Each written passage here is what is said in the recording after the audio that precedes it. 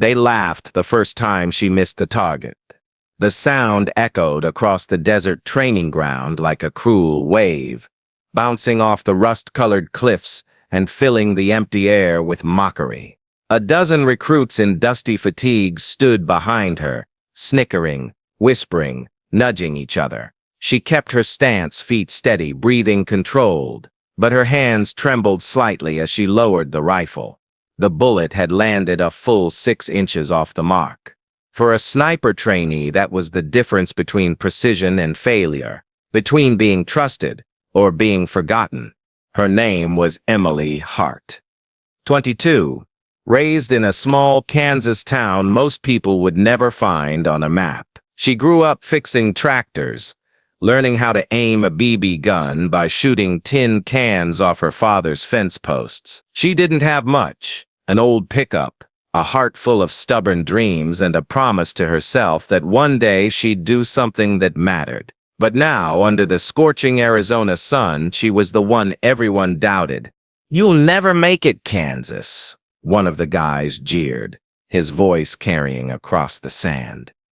"This isn't a farm. Targets don't stand still in the real world." She didn't answer. She simply reloaded, reset, and tried again. The second shot hit closer, but still not close enough. Another ripple of laughter. Another whisper. The commander said nothing. He only watched. That was worse than scolding. His silence was judgment. That night, while the others celebrated the day's drills, Emily sat alone, cleaning her rifle under the pale moonlight. Her fingers were raw. The wind was sharp. Somewhere in the dark, a coyote howled. She thought about going home, just packing up and leaving the base before dawn. But something inside her refused. Pride, maybe. Or pain. Maybe they were the same thing. She whispered to herself, "They'll stop laughing one day." No one heard her, but she meant it. Weeks passed. Emily stayed quiet, focused, deliberate. She studied wind patterns, breathing rhythms, even how the desert heat shimmered off the sand to distort sight lines. While others partied, she practiced. She failed a dozen more times, sometimes worse than before. But every failure taught her something new, something the mockers didn't bother to learn. She became obsessed, not with the shot, but with what happened before it. The alignment, the stillness, the timing, the silence. Then came the final qualifying test. A shot at 1,000 yards. Only one chance. No retries, no excuses. The target was a metal disc about the size of a dinner plate, glinting in the sun. The wind was uneven, swirling unpredictably through the valley. The recruits lined up, one by one, taking their shots. Half missed completely. The rest barely grazed the target. When Emily's turn came, someone whispered behind her, "Let's see if Kansas can even find the scope this time." She ignored them. She adjusted her scope, took a deep breath, and waited. The wind shifted again, then paused for a moment as if the desert itself was holding its breath. She fired. Silence followed. Then clang. The sound of steel echoed across the valley. A perfect hit. The laughter stopped. The commander, stone-faced, simply nodded once and said, "Marksmanship certified." No applause, no cheers. But Emily didn't need them. For the first time, she didn't doubt herself. Still, no one knew what that shot would mean years later.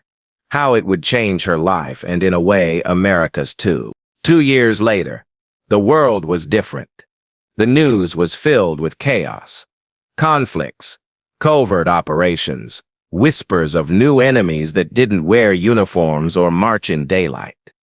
Emily had joined a classified division known as the Silent Strike program. Their missions were off the record, their names erased from the public eye. Only results mattered. And Emily? She had become one of their best long-range specialists.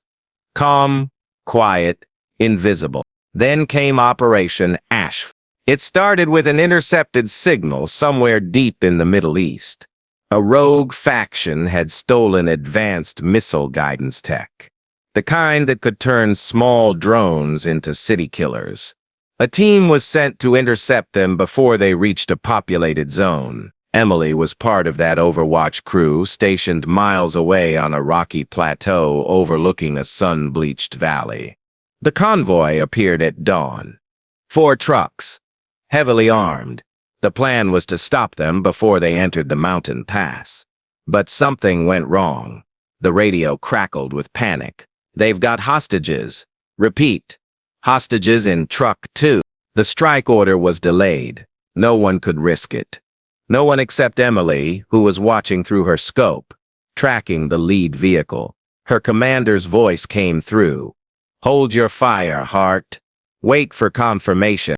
But she saw something barely visible.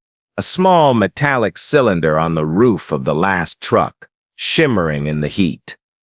She recognized the shape instantly. It was the detonator, and it was active. She whispered into the comms. "They're going to trigger it remotely. I have a shot." "Negative. We don't have green light." Her finger hovered over the trigger. Sweat trickled down her cheek. The crosshairs drifted over the cylinder. The wind picked up hard left. Impossible shot at that range. "Stand down, Hart." But she didn't. She took a breath. Her mind went silent. For a second, she was back in Kansas, aiming at a tin can on her father's fence. The world disappeared except for the mark. She fired. A spark flashed on the roof of the truck. Then an explosion ripped through the air. Bright, violent, deafening. The convoy swerved, stopped, then burned. Seconds later, comms erupted with shouts. "What the hell was that? You hit the detonator, how did you?" No one believed her at first. Some called it luck. Others said she disobeyed orders. The investigation dragged on for weeks, but the satellite footage told the truth. Her single bullet had struck a device no bigger than a soda can, from nearly 2 miles away under wind conditions that made it statistically impossible. That shot saved 20 hostages and prevented a mass casualty attack that could have changed the war. And yet her punishment was suspension pending review. When she returned to base, the same laughter returned too, but quieter this time, nervous, uncertain. They didn't know whether to mock or marvel. She didn't argue, didn't explain. She just packed her things and prepared to leave, thinking maybe her time was over. Maybe doing the right thing wasn't enough. Then one morning everything changed. The White House released a statement. A new precision drone strike system had been approved. One designed around real-time ballistic modeling inspired by her shot. They called it Strike Hart. Emily read the words twice, disbelieving. The military had turned her impossible act into a new kind of tactical innovation, one that could save countless lives. They had named it after her. And that's where the first part of the story ends, on the edge of disbelief, where a woman who was once laughed at for missing the target now had a strike system named after the shot that rewrote the rules of modern warfare. Emily didn't celebrate when the headlines hit. Others might have thrown parties, taken victory laps, or posted cryptic one-liners online. She did none of that. Instead, she sat in her small apartment, just outside D.C., staring at the TV as her name rolled across the news ticker for the first and only time in history.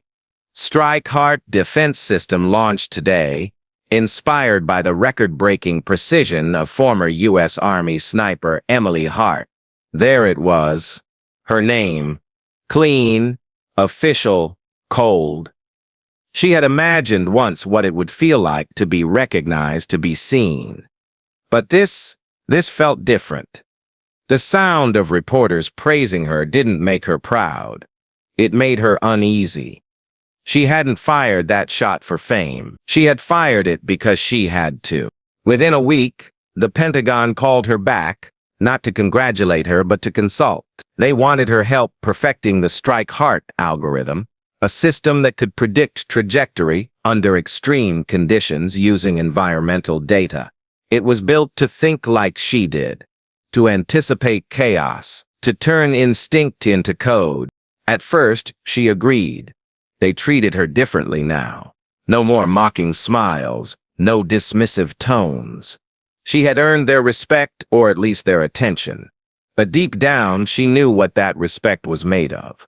Not belief, not understanding, just results. Months passed. The system improved. Tests succeeded beyond expectations. And then came the twist she never saw coming. One night she was called into a briefing room, a small windowless space with a screen already glowing.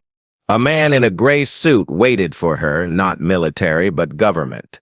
He gestured for her to sit. "Ms. Hart," he said, voice measured, "you'll be glad to know Strike Hart is fully operational now. It's saving lives every day." She nodded, cautious. "That's good to hear." He clicked the remote, and the screen changed to live drone footage. It showed a small compound, heat signatures moving inside. Then, an explosion. The feed flickered. Silent. "That was a Strike Hart operation," he said calmly. "Effective, clean, precise." Her chest tightened. "Where was that?" "Undisclosed. But you can rest easy, knowing it was successful." Something in his tone made her uneasy. She leaned forward. "Those weren't hostiles, were they?" He hesitated.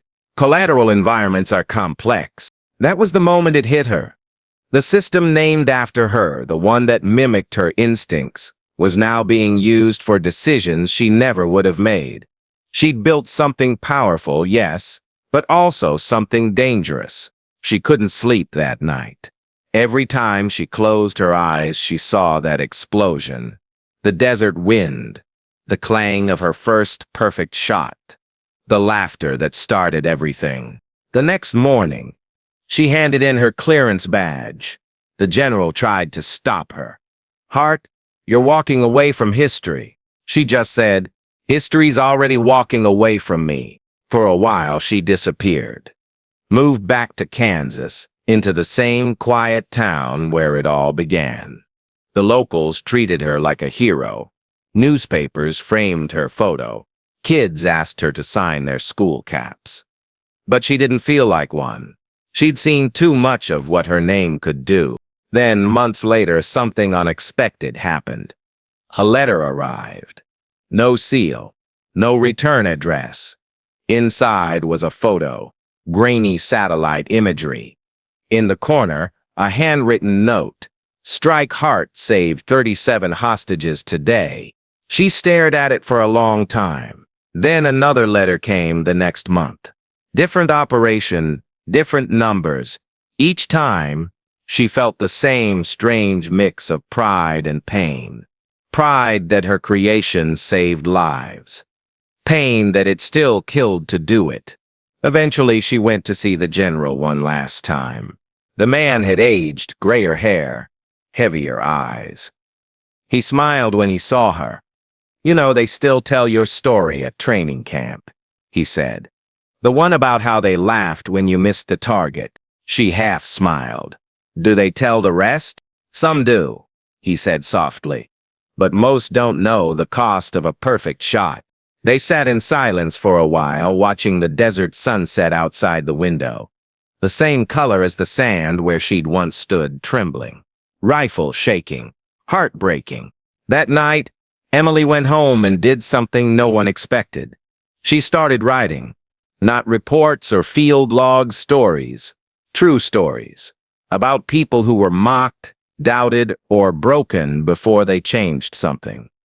She never mentioned the military or her past directly, but her readers knew. They could feel it in her words, the ache of someone who'd hit the target too well. Her stories spread quietly online, not viral, not flashy, just steady, honest, powerful.